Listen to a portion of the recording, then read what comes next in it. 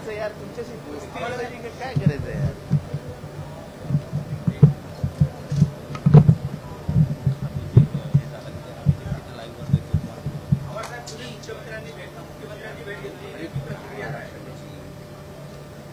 मी आणि जयंत पाटील यांनी मुख्यमंत्र्यांची भेट घेतली. झालेल्या प्रकाराच्या माहितीसाठी नाही, तर अंतिम आठवडा प्रस्तावामध्ये जयंत पाटील यांना बोलण्याची संधी लवकर द्यावी, त्यांना बाहेर जायचं, त्यासाठी मुख्यमंत्र्यांची आम्ही भेट घेतली होती. पण चर्चेदरम्यान हाही विषय निघाला आणि मुख्यमंत्र्यांनी अत्यंत शांततेने ऐकून घेतला आणि त्वरित आपल्या पक्षाच्या काही सदस्यांना निरोप दिला की जे झालं ते योग्य झालेलं नाही. बाकी आमच्या म्हणजे मला ह्याच्याबाबत फार जास्त काही बोलायचं नाही. सर, गोपीचंद पडळकर मुझे पहला के बयान देखिए, जो कुछ हुआ उसके लिए मैं अफसोस व्यक्त करता हूँ. मेरे नेताओं से बात करके मैं इसके बारे में पूरा बयान दूंगा. मैं कुछ नहीं बोलना चाहता हूँ, मुझे कुछ बयान देना नहीं है. अगर मकोका के आरोपी आके अंदर बैठने वाले हैं और मुझे मारने की प्लानिंग फंस गने के बाद अगर मेरे कार्यकर्ताओं को मारने वाले हैं, तो इससे बड़ी गंदी हरकत क्या हो सकती है. मकोका के आरोपी अगर अंदर आ सकते हैं, मारने की प्लानिंग कर सकते हैं. मैं पिछले 3 दिनों से देख रहा था कि यही लोग मुझे गुरु के देख रहे थे. चलता है तो, लेकिन ये तो सब सीमाएं पार करके ये सब हो रहा है. लेकिन सर, सवाल ये है कि जिस मुल्क में कानून बनता है, जहाँ कानून बनता है, उसी कानून के वो जो जिसने किया उससे पूछिए, मुझे मत पूछिए, मैं वहां नहीं था.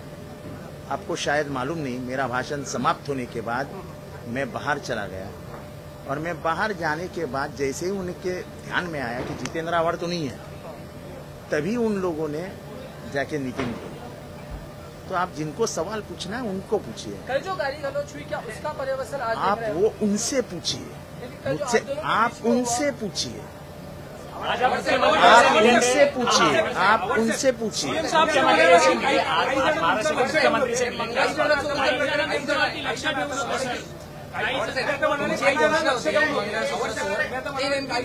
प्रकरण काय नेमकं, ते मंगळसूत्र चोरी प्रकरण नेमकं काय आहे? असं आहे की आत्ता जे झालं त्याच्यावर बोलू. ते आता काल काय झालं, परवा काय झालं, तुम्हाला सगळं माहिती आहे. उगाच त्याला लावण्याचा प्रयत्न करू.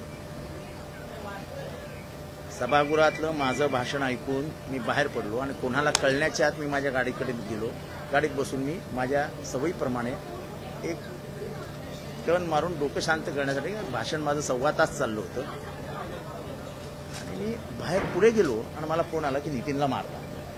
आणि मी परत आलो आणि परत आल्यानंतर जी मी कहाणी ऐकली आणि जे काही व्हिडिओमध्ये बघितलं, सरळ सरळ नितीनवर हल्ला करण्यात आला आणि त्यांचं प्लॅनिंग मला मारण्याचं होतं. कोण होतं हे माणसं, कोण आहेत हे? काय कार्यकर्ते होते?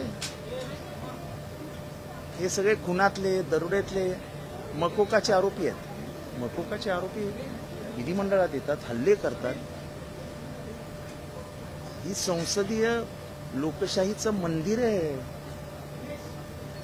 आतमध्ये खूप वेळा खूप मोठे मोठे वाद होतात, पण बाहेर येऊन हात मिळवूनच माणसं घरी जातात. ही या सभागृहाची परंपरा आहे. गोपीनाथ मुंडे विरुद्ध पद्मसिंह पाटील अशा अनेक लढाया आम्ही बघितल्या आहेत लहानपणापासून. असं कधी नाही बघितलं, कधीच नाही. हे जे काय आज झालं त्याच्याने म्हणजे मानसिक धक्का बसलाय. म्हणजे विधिमंडळात 6 टर्म आमदार असलेल्या जितेंद्र आव्हाडला मारण्यासाठी लोक आणायची, हे माझ्या विचारापलीकडचं आहे. मुख्यमंत्री विश्वजित कदम तुम्हाला लॉबीमध्ये सुद्धा भेटले. तो ऋषिकेश टकले जो हाणामारीमध्ये होता तो विश्वजित कदम यांच्या मतदारसंघातला आहे. विश्वजित कदम देखील म्हटले की तो मकोक्यातला आरोपी आहे म्हणून. असं की माझं तेच म्हणणं आहे की कुठल्या पद्धतीची लोक आतमध्ये घेऊन यायची. आता आम्ही याच्यावर काय बोलायचं? मकोकाचा आरोपी आतमध्ये येतो, असा रागाने बघतो आणि आम्ही मानाखाला घालून चालायचं. काय काय चालू आहे काय? मुख्यमंत्री हे सगळं गांभीर्याने घेतील ह्याची मला खात्री आहे. आणि बावनकुळे साहेबांनी मला सांगितलं की जितेंद्र मी करतो काय दिलगिरी व्यक्त करतात गोपीचंद पडळकर, एकीकडे दादागिरी व्यक्त करणारे गोपीचंद पडळकर दिलगिरी व्यक्त करतात इथे. दादागिरी व्यक्त करणारे गोपीचंद पडळकर दिलगिरी व्यक्त करतात इथे. मी कालपासून हात जोडून सांगतोय की मला त्या माणसाबद्दल विचारू नका, मला बोलायचंच नाही. कालही त्यांनी ज्या पद्धतीने माझ्याशी वर्तन केलं की आजही गेले 2-3 दिवस सातत्याने ज्या पद्धतीने माझ्याकडे डोळे असे वटारून मला त्याबद्दल बोलायचंच नसतं. मला माझं काम आहे, मला आतमध्ये जाऊन काम करायचं असतं. 1.25 तासाचं भाषण केल्यानंतर महाराष्ट्रातल्या विविध प्रश्न मांडल्यानंतर मी सभागृहातनं बाहेर पडलो, फाटकन निघून गेलो. मी जर माझ्या नेहमीच्या मस्तीमध्ये चालत असतो तर नितीन देशमुखच्या जागी मी असतो.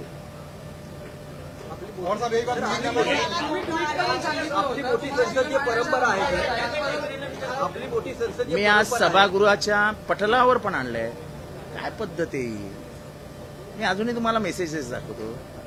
आईवरनं शिव्या, बहिणींवरनं शिव्या, डुक्कर, कुत्रा. काल थोडासा सीन दाखवलाय, आता पूर्ण पिक्चर दाखवू.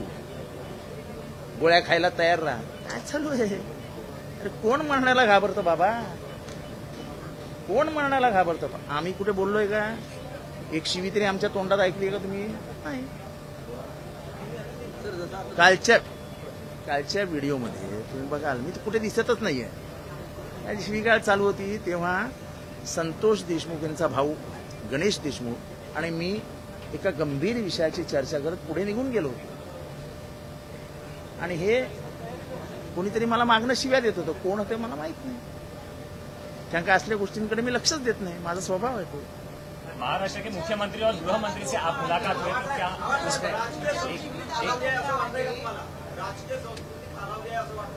संस्कृती राहिली कुठे आता? म्हणजे जर गुंडगिरीला राजश्रय मिळणार असेल, राजमान्यता मिळणार असेल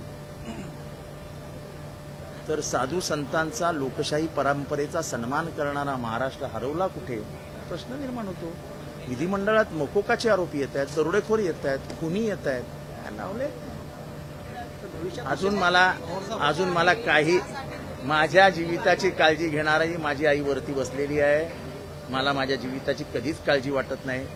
मी विचारधारेवर काम करणारा, लढणारा माणूस आहे. मी असल्या गोष्टींना मी फार महत्त्व देत नाही. मला वाईट ह्या गोष्टीचं वाटतं. मी मार खाल्ला असता तर मला बरं वाटलं असतं, पण माझ्यासाठी माझ्या कार्यकर्त्यांनी मार खावा लागला याचं मला प्रचंड वाईट वाटतं.